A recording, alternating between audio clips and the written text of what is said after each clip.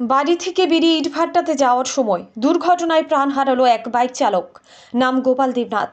বাড়ি বিলুনিয়া থানাধীন চিত্তামারা এলাকায়। এই গোপাল দেবনাথ চিত্তামারা এলাকার একটি ইটভাটাতে ম্যানেজার হিসেবে কাজ করত। জানা যায় TR01 AC 1750 নম্বরের মালবাহী গাড়ি দ্রুত গতিতে এসে TR08 G4913 এই নম্বরের একটি বাইককে সজোরে ধাক্কা মারে। এই ধাক্কায় বাইক সহ চালক ছিটকে পড়ে। মালবাহী গাড়ির চাকার নিচে পড়ে বাইক চালক গোপালের মাথা ছিন্ন ভিন্ন হয়ে যায়। এই মর্মান্তিক দুর্ঘটনাটি ঘটে চিত্তামারা পুরান বাজার এলাকায় বুধবার সকালে।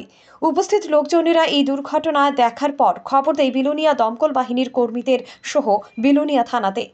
খবর পেয়ে ঘটনাস্থলে ছুটে এসে দুর্ঘটনায় নিহত গোপাল দেবনাথকে নিয়ে যায় হাসপাতালে। বর্তমান বিলুনিয়া হাসপাতালের মর্গে রয়েছে গোপালের মরদেহ। পাশাপাশি ঘটনার খবর পেয়ে ঘটনাস্থলে ছুটে যায় বিলুনিয়া থানার পুলিশ। এলাকার লোকজন ও বাড়ির লোকজনের সাথে দুর্ঘটনার বিষয় নিয়ে জানার পর দুর্ঘটনার মামলা নিয়ে তদন্ত শুরু করেছে পুলিশ। ঘাতক মালবাহী গাড়ি সহ গাড়ি চালককে আটক করে বিলুনিয়া থানাতে নিয়ে আসে। গোপাল দেবনাথের মর্মান্তিক মৃত্যুর ঘটনা ছড়িয়ে পড়তেই এলাকা জুড়ে শোকের ছায়া নেমে আসে। Bureau report, digital Tripura.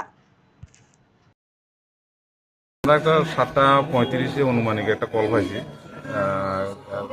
চিত্তামারা পুরান বাজারে একটা অ্যাক্সিডেন্ট হয়েছে।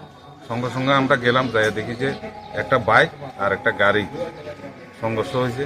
মানে একজন ঘটনাস্থলেই মানে ইয়ে হয়ে গেছে আর কি, মাথা খুলি পুরো বাইরে গেছে। আচ্ছা, আমরা সঙ্গে সঙ্গে বিলুনিয়া হসপিটালে নিয়ে এসে শিফট করে দিছি। একটা গেছে এমনি জানা গেছে যে গোপাল দেবনাথ, বাড়ি কোন জায়গায়? বাড়ি চিত্তামারাই।